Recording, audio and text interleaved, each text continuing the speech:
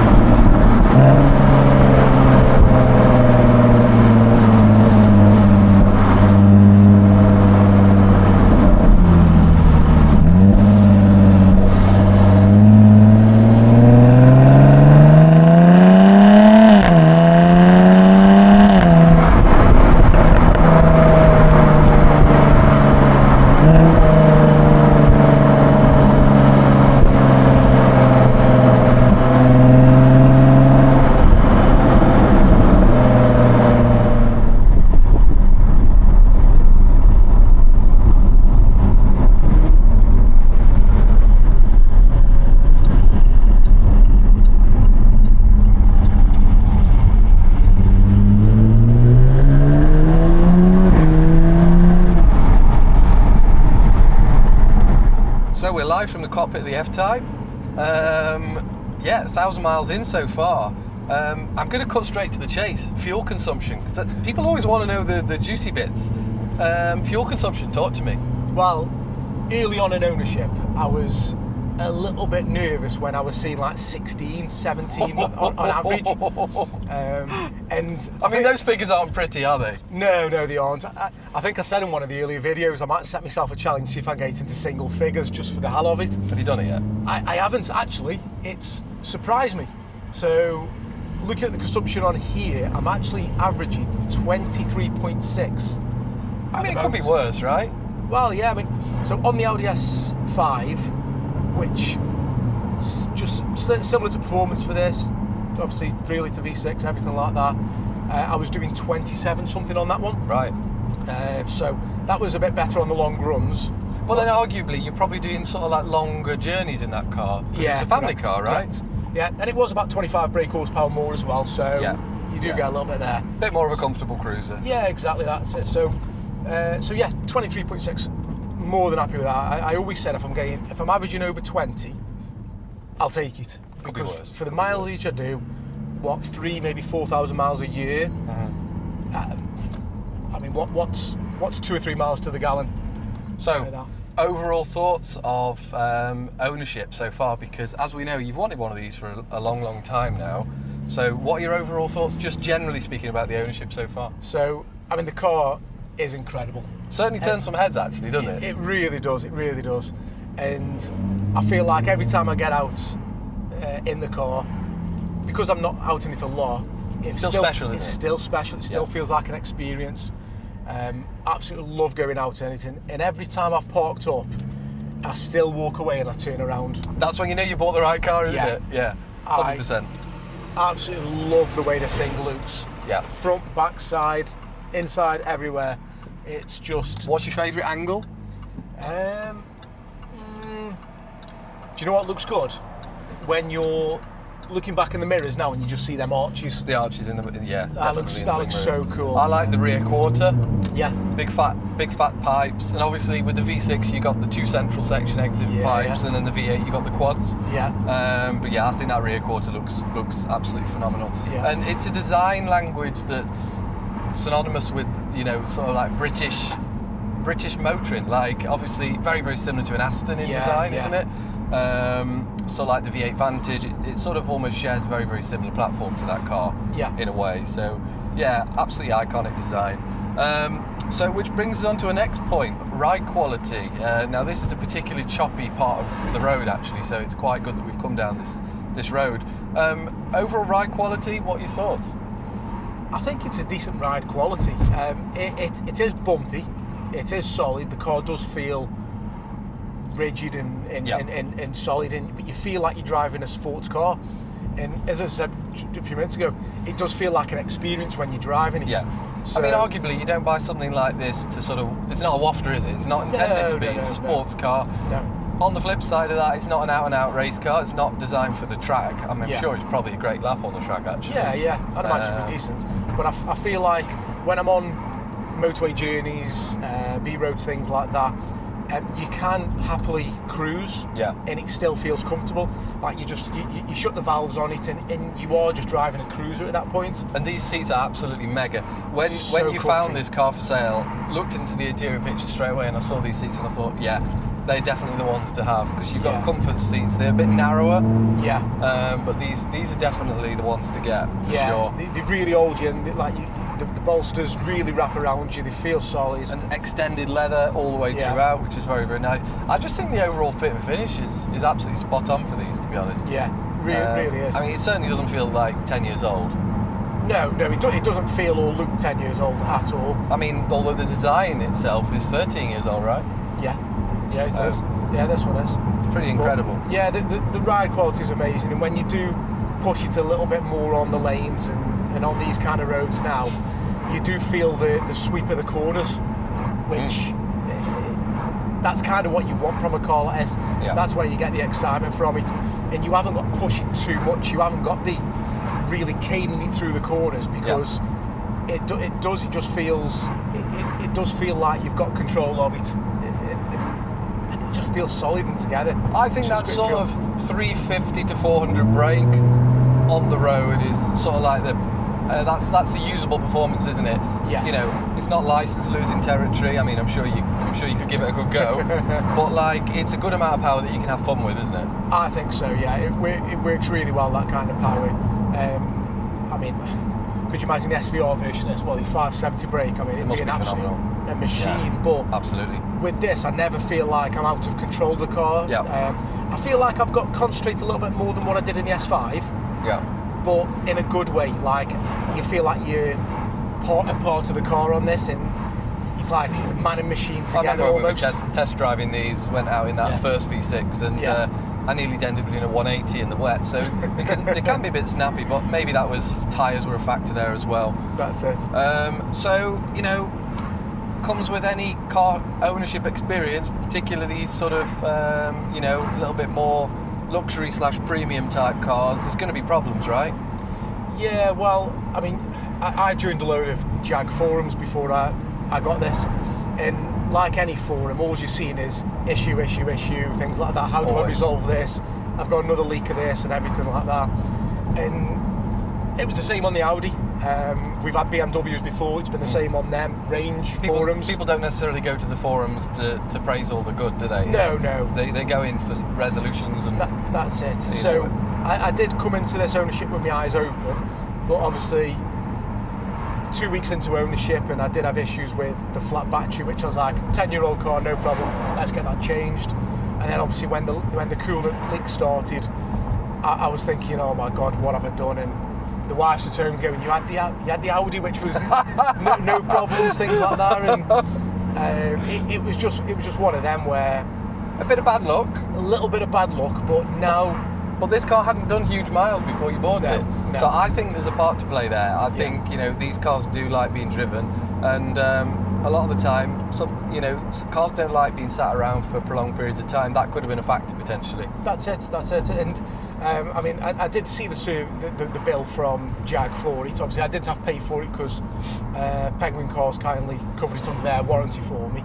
But if I'd have been paying it, you'd have been close to £2,000 with everything. It's quite a bill to swallow only weeks into ownership, isn't Correct, yeah. Considering the battery's a couple £100 as well, things like that. So it certainly adds up. Yeah. So I'm glad I didn't have to do that, but now I've got the confidence. Jag have been around the car. This is how this Jaguar would have left a JLR approved place. Well, you had the repair done by JLR, right? Exactly, that's it. It's the way to go, really. So I couldn't be happy with it, and like I say, I've put a few miles on it now. I've driven it in all types of conditions, different roads. So I'm used to the car now, and it feels amazing. But yeah, go into an ownership like this. I think any kind of performance car, with your eyes open, if a bill does come along, if something does go wrong, it can be expensive. So always have that in the back of your mind. But do your research. I mean, this one had immaculate service history, always done by Jaguar and things like that. But an issue still arose within a month. But I have got a good warranty, so if I had to go down my warranty route, it would have covered it. Yeah. But like I say, Penguin Cars kindly sorted it out for me, so I didn't have to do it under my warranty, which means I've still got a fresh warranty for 2 years now. Yeah, very important. So yeah, over the moon with it, and I could drive this car with confidence now. I remember when you first got it, we drove away from the dealership, you're like, what have I done? What have I done? It's kind of like mixed emotions. It was like very, very happy, but like the nerves were real, weren't they? Yeah, that's it. Because I know this isn't a sensible car to buy. It's not the time of your life when... Midlife crisis? 100%. 100% of midlife. If it wasn't now, when's it going to be? There's never a right time, is there? That's the thing. I mean, me and the missus, when I approached it with it, I said, look, over the next 12 months, we've got no real big family journeys coming up and things like that. We have got a UK holiday coming up in the next few weeks, but obviously we're going to take the Mazda for that. That's my sacrifice, because I'd love to take this on them kind of roads, but sadly I can't. So I always knew that, but we come to an agreement where I've got the car for 12 months. Let's just enjoy it.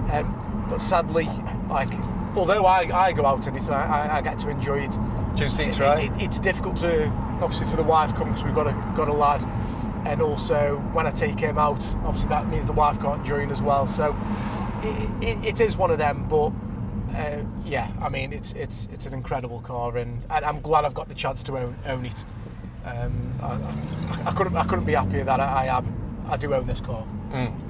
Now, running something like this, obviously big 3-litre lump, it's going to come with some expense.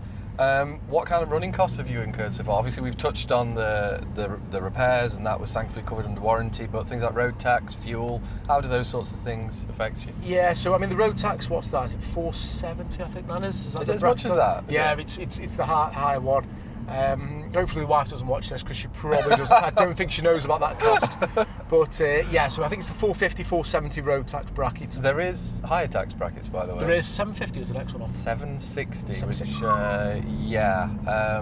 might now have fallen into that club. Yeah, it's a big bracket, that one is. Yeah, so 450 something, like I say, that's that. The insurance, I mean, I've been driving for quite a number of years. How many decades? I've been driving for a few years now. 3 decades? Sure up. No, I've been driving for a few years now. All no claims bonus and everything. So, I mean, my insurance on this is, I think it's just under £500. You ever had a shunt? No. Touch wood. No, touch wood. And so yeah, so about £500, just under £500, which I think this was actually £20 cheaper than what the Jaguar, the Audi was. You know, to be perfectly honest with you, I don't think insurance gets much cheaper than that these days. No, I think it's just the day and age we're in. I think about £500 about right. And that's with you on this, and my wife on it as well. Yeah. So it's about right. You can't call and complain with that, but obviously don't do many miles. Yeah. And then obviously the next service is actually a big service. So I've been quoted by Jag 1,300 quid. They have said they'll give a discount on that, so I think I'll get it for about £1,000. But I mean, it's still a big expense, that is. But you really are going to be in the doghouse with the wife when she watches this bag. Yeah, 100%. But like I say, it's about a year away, so I've got a bit of time. Have a look at some specialists and things like that, see if I can get some prices. So any comments for anyone in the Midlands who you know, sort of good specialists, give me a shout. Anyone who's got a Jag now, I'd be interested to know any sort of tried and trusted specialists. It's always nice to have them in the back pocket, really, if we can get that cost down a little bit. But I think if somebody was quoting 700 quid, 800 quid, I'd probably go Jag for £1,000 for the difference. Yeah, but absolutely. If you can get a specialist maybe for 500 quid or less, then it's a different story. But we'll see where we're at. But again, I went into it with my eyes open, so I knew servicing costs were typically around these kind of figures for the big ones. So I knew where I was at with that. And downsides of owning something like this, we kind of touched upon a few of those points, but I think big factor for you is the number of seats, right? But clearly you didn't go into this knowing that. Yeah, I mean, as daft as it sounds, the biggest downside of this car is it's having 2 seats. You bought an F-Type, Frank. I bought an F-Type, and I knew, like I say, sat down with the wife before that, and we really spoke about it, saying, look, it's going to be a 2-seater. I understand I'm not going to be able to go on family trips and things like that with it, but we'll go out together as a family, and we'll be on a great road, or we'll be going on a nice drive, and you're thinking, I just can't believe that Jag's at home on a nice day. And it is a shame and that I can't use it more, because I'd love to put 5,000-6,000 miles on this over 12 months. But really, I mean, I could be looking at sort of 3,000 miles on it, maybe even less, which it's a shame to own a car like this and not be putting sort of bigger miles on it. But that's the biggest downside for me. And I suppose just, again, I mean, where you're parking it, being careful, things like that, which we always tend to do. But you do feel like you have got more of a sports car than what the Audi was, for example. Although it was a nice car, it did look and feel just like a normal car. But with this, you probably are a little bit more cautious where you're actually leaving it. But yeah, very, very little downside for this for me. It's just, like I say, it's one of them achievable dreams come true almost. Wanted it a long time ago, and it's never a Ferrari 458 kind of dream, because that's sort of a completely different kind of level. But it's one of them dreams where you think attainable dream car. Completely attainable, yeah. I mean, for sub 30k, what more do you want, really? Yeah. What I mean, I think there's so many good cars out there for that kind of budget. To be honest, it really is. You can get a hell of a machine sub 30k. You really don't need to go wild. Yeah. That's it. So, final thoughts then. You know, what would you say to a prospective buyer of an F-Type? So for me, as I said, I think it's go into it with your eyes open, do your research. I mean, if you can go to a genuine sort of JLR approved dealer, brilliant, because obviously you gain that kind of warranty with it. But I know you are paying a bit of a premium for that, and it is difficult to sort of find the right car, right spec and everything. Because you found lower spec cars at main dealers, didn't you? Yeah. So obviously you pay more for a lower spec, but you're at a main dealer. Yeah. So it's kind of swings and roundabouts. It's difficult to find the balance between the ideal spec, what you want, and also it being through main dealer. Yeah. One thing I found, because we went and looked at a few of these, didn't we? A couple of them. And I was looking for things what previous Jaguar owners would do. Now, one thing, when we went look at that black one, we opened up the aero wing, and it was filthy underneath. It was completely grotty, yes. It wasn't clean for probably 5 years before. Not an enthusiast car, is it? That is not an enthusiast car, so looking at little things like that, looking at sort of where Jaguar owners would clean inside and under the bonnet, and like I say, under the aero. Just giving it a good old detail. Having clean exhaust, things like that. That's something Jaguar owners would do. Similar to like Porsche owners and things like that. I mean, the tips on this are like a mirror. Exactly, yeah. And I've been able to maintain it in that way as well. Yep. So I think noticing little things like that goes a long way. Service history, if they've got receipts, more receipts the better for me, because it's more work what's being done. Why I always say buying a pre-owned car, look at the condition of the steering wheel in particular. Yeah. If you go to view a pre-owned car and the steering wheel is like pure gloss, the chances are it's probably not been very, very well looked after. Certainly not been detailed very, very well. Yeah. So, you know, what were we on, 30,000 miles when you picked it up, or thereabouts, just over? Yeah. And the steering wheel's in great shape. You know, there's no wear and tear. The interior's in really good shape. Yeah. All the nice extended leather, stitching across the door cards. So yeah, good example, and I just want to say congratulations, bro. You know, you've wanted one of these for a long time. I'm happy to see you have achieved it. Thank you. Yeah, it means a lot. Like I say, I love these things, and remember going Goodwood a few years ago when we went on the drift course, drift pan with these.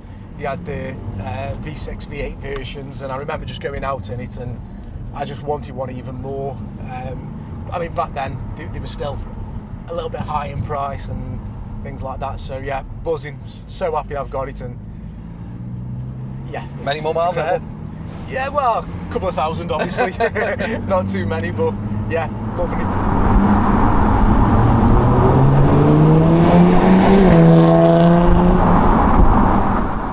Hope you enjoyed the video. That was Frank's summary of what it's been like owning one of these things so far. I mean, it's been a dream car of yours for a very, very long time, and to finally scratch that itch, it must feel good, right? That's it. It's a car I've wanted for best part of 13 years now, and as you can tell, I still love it. Absolutely over the moon with thing. It is an incredible car. Sadly, just wish I could drive it more, but I suppose that's having a two-seater and a 2-year-old, really. Just doesn't always go hand in hand, but yeah, great car. So yeah, hope you've enjoyed the video. Thanks everybody for watching. Now, as you know this bit. Please remember to like, comment and subscribe, and don't forget, guesses in the comments down below for what's coming very, very soon to the channel. So yeah, thanks for watching, and we'll see you next time. See you soon, guys. Bye. Cheers.